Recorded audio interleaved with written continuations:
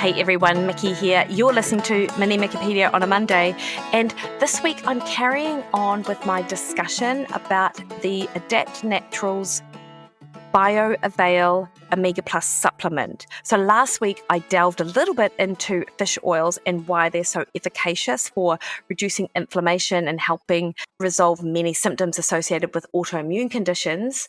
And this week I want to tackle curcumin and black seed oil, the other two ingredients in the supplement. And in addition to looking at them both singularly, I just want to also talk a little bit about them in combination too. So if you haven't listened to the fish oil supplement one from last week, of course, it's still there. You don't necessarily need the context to listen to this one, but I think it's going to altogether give you a little bit more of a picture of why fish oils, curcumin, and black seed oil are so recommended in this space. So I hope you enjoy it. Now, curcumin is the second key nutrient in this supplement, and it's long been used for over 4,000 years in Asian countries as a culinary spice, a component in religious ceremonies, and a therapeutic agent in traditional Chinese medicine and Ayurveda. And there have been several benefits have already been identified with using curcumin, including balancing and regulating the immune system, reducing oxidative stress, inhibiting inflammation, acting as an anticoagulant, scavenging free radicals, improving neurotransmitter signaling in the brain, supporting detoxification and altering the activities of enzymes, receptors, and related transcription factors. And so it is actually used clinically to treat a variety of conditions with these inflammatory underpinnings. But there is still quite a lot to learn about its behavior in the body. But we do know that it does reduce inflammation, firstly by inhibiting signaling pathways associated. So the most notable one is COX-2 enzyme pathway, and this is responsible for the conversion of arachidonic acid to prostaglandins. And I mentioned arachidonic acid earlier with EPA and DHA, in that EPA and DHA compete for those receptors. But this is exactly how NSAIDs like ibuprofen reduce inflammation. However, unlike those non-steroidal anti-inflammatories, curcumin does so without producing significant side effects and risks, even at high doses. Second, curcumin decreases the production of several inflammatory mediators like cytokines and chemokines. These include TNF-alpha, interleukin-6, interleukin-1b, C-reactive protein, and MCP-1, which is also known as monocyte chemoattractant protein 1, and it's got a role in the immune system. And curcumin also inhibits nuclear factor kappa, which protects and regenerates muscle and plays an important role in controlling physiological mechanisms of inflammation. So these cytokines and chemokines are often elevated in these chronic inflammatory conditions like arthritis, psoriasis, and autoimmunity. And thirdly, curcumin supports the immune system by modifying the balance between T helper cells 1 and 2 and T helper 17 and T regulatory cells, and by regulating adaptive immunity, including macrophages, neutrophils, and dendritic cells. And there have been many studies that have shown that patients with autoimmune inflammatory conditions that have an improved ratio of Treg to T17 have both objective and subjective improvement in their symptoms. So that's super important. And conditions that curcumin has been successfully studied with include things like arthritis and pain. There have been systematic reviews, randomized controlled trials, and these have found that over the long term, it's well tolerated, no significant adverse effects, and subjective and objective improvements. Same thing goes with autoimmune conditions, such as inflammatory bowel diseases like ulcerative colitis, multiple sclerosis, lupus, psoriasis, type 1 diabetes, and Hashimoto's. And it's believed, as I said earlier, that it's to do with curcumin's ability to inhibit these key inflammatory cytokines. And for what it's worth, in addition to its immune modulatory effects, curcumin has been shown to improve athletic performance and recovery in healthy physically active people as well, which is one of the reasons why I am super excited that I've got it as part of this supplement, so I can sort of take it without having to add one extra thing in.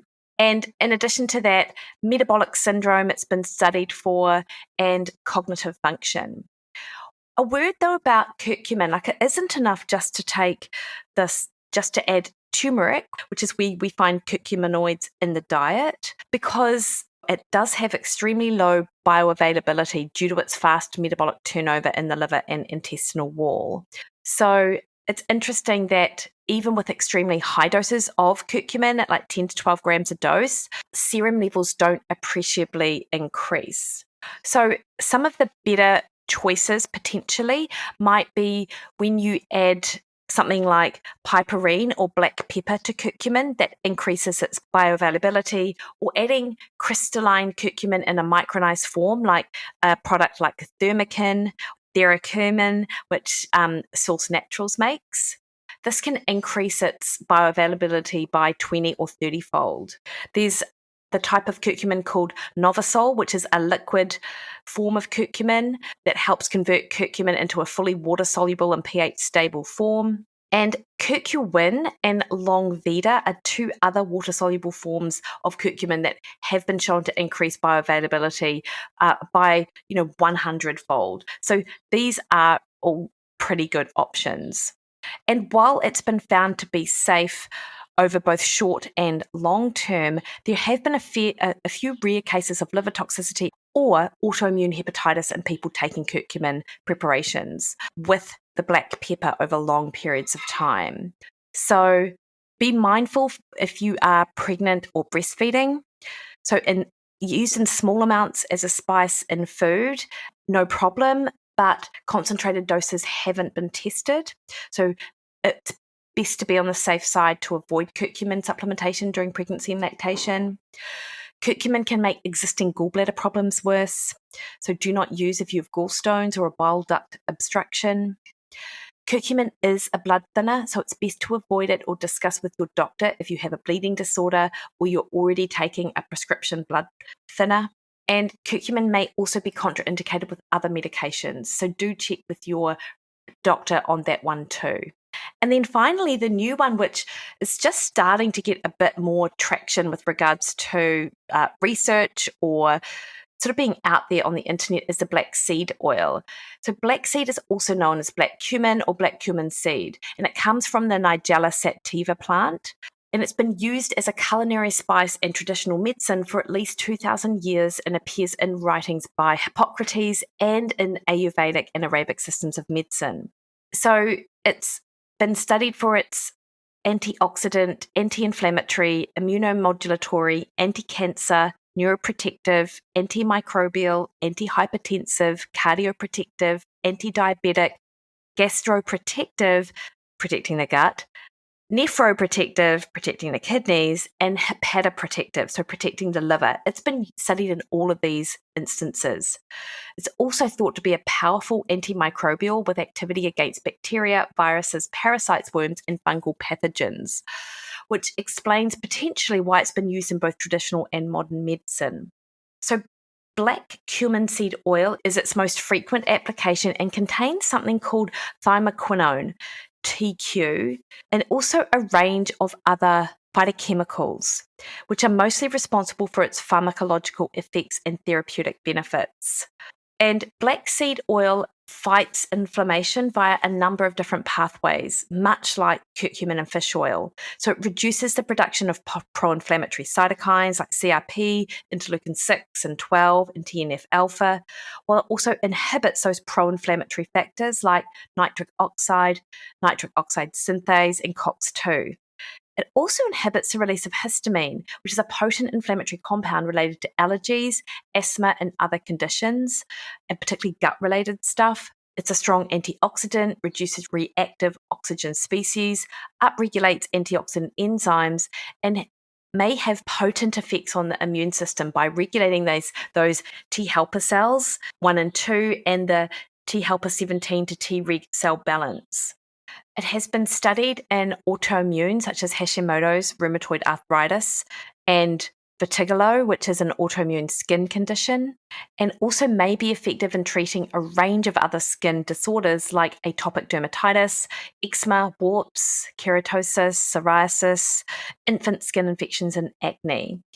It might also help with allergic and atopic conditions because they're characterized by oxidative stress and inflammation, and therefore they'll be improved by inflammation reducing compounds.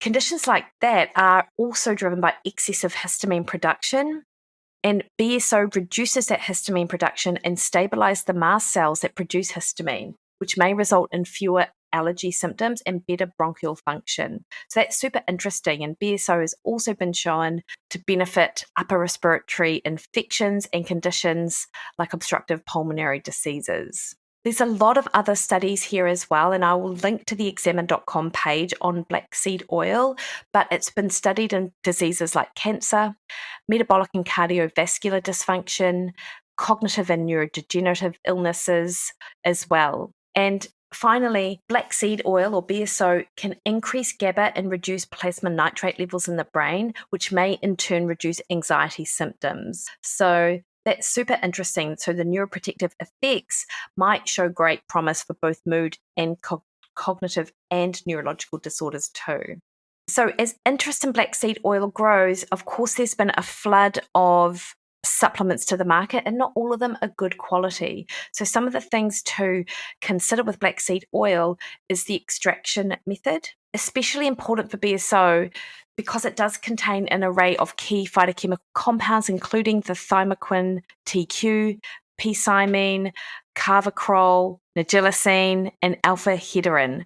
And so what appears to work best in achieving a balance and full spectrum BSO is using freshly harvested black cumin seeds in a cold-pressed extraction. So do be mindful of that. And the one that Chris uses, which is thymoquin, has done exactly that, unsurprisingly. So that ingredient in his product, the BioAvail Omega Plus, is made from fresh seeds with cold pressed extraction to produce a standardized full spectrum oil with those optimal ratios of all the bioactives found in black seeds. Other extraction methods might force high thymoquinone concentrations that leave those other beneficial compounds out, or they're in low proportions. And this just will reduce its overall therapeutic benefit. Black cumin seed naturally contains about 0.3 to 0.7% of the thymoquinone and 25 to 40% of oil, but selective extraction is often used to remove part of the lipid fraction, which will result in less than optimal ratios of those free fatty acids and thymoquinone. So this will have decreased health benefits. When looking at the research on the dose of BSO, this does change significantly in studies depending on whether it is taken as a full spectrum, which is ideal as I've just described, or as the isolated thymoquin or TQ. So ideally, you would have about 500 milligrams of that full spectrum BSO. And all of the studies to date have shown it's got a really great safety profile, with studies of participants that are taking between 1 and 5 grams per day showing no adverse effects. So that's pretty promising, really. And then, why has Chris put all of these together in one supplement? There are studies to show the synergistic effects of these nutrients. And what I mean by that is that the properties of one nutrient increases the effectiveness of another. An example might be that vitamin K2 regulates calcium metabolism and directs it to bone and teeth where it's needed. So when we look at synergy, this is an important concept to have a look at how things are sort of put together. And for what it's worth, there's been research looking at both fish oil and BSO. So looking at the thymoquin, which is a product that Chris uses in his Adapt Naturals product, and fish oil, and it's found that the combination of both in a 2020 study was significantly more effective at reducing inflammation and increasing mitochondrial energy production and function and improving sensitivity to insulin than using just one or the other. The synergistic relationship between fish oil and curcumin also improves absorption of both of those as well, and can reduce inflammatory markers like interleukin 6 and C-reactive protein more significantly than using either fish oil or curcumin alone. And BSO and curcumin together has also been shown to lead to greater improvements in metabolic health markers like body weight and composition and lipid profiles, blood pressure and blood glucose than either independently. So that's super interesting with all of those supplements put together. So I'm pretty excited to be taking something like this because I know that it is a high quality product. It sounds like a real ad, and actually I don't mean for it to, because I'm certainly not selling it. I'm not earning any commission, and I think I'm really excited because of Chris's depth of knowledge when it comes to nutraceuticals and his approach to science in general. He's very reasonable, he's evidence-based, and so you know that you can trust something like this out there in amongst the literally thousands of other supplements that there are. And in addition to the benefits of black seed oil, the last one I will mention that has been more research is the effectiveness of black seed oil on sleep parameters. And this is something which is super interesting. So there have been a number of randomized controlled trials looking at the sort of 500 milligrams of black seed oil extract on quality of sleep that have found that it significantly helped restore restful sleep using sort of subjective measures like the perceived stress scale, the Pittsburgh Sleep Quality Index, and things like that. So you've got improved sleep and reduced stress and significant modulation of things like melatonin, cortisol, and orexin levels, which are hormones associated with the sleep cycle. So this is just an example of a study looking at sleep, and there's starting to emerge like more research there as well. So I think this is definitely a watch this space, and I'm super interested with that as well. And there've been, definitely more than one study, and I'm looking at another one here, which shows exactly the same thing with no reports of side effects or toxicity. So it could well be worth sort of looking into as well. So hopefully on the back of these two podcasts, you can sort of see why it's super interesting to be taking this product. And I'm really keen to see whether I notice a difference or not, given the research behind fish oils, curcumin, and of course the black seed oil. I'm particularly interested actually in those sleep applications as well. Even though, as I said, it's just emerging research, anything that helps someone get a restorative sleep has got to be a good thing. So I'll keep you updated on that. And I will pop a link in the show notes as to where you can find this product. So that's it from me. You guys have a fantastic New Year's. Obviously, I'm so excited for 25 and what it's about to bring, and so appreciative of all the great things that happened in 2024. It wasn't a great year in a lot of ways. I think everyone probably has elements of that, but also there were a lot of really great things too. So always have to remember that too. So hit me up in the DMs. I'm at Mikki Williden on Threads, Twitter, and Instagram, at Mikki Williden Nutrition on Facebook. Head to my website, mikkiwilliden.com. All right, team, you have the best week. See you later.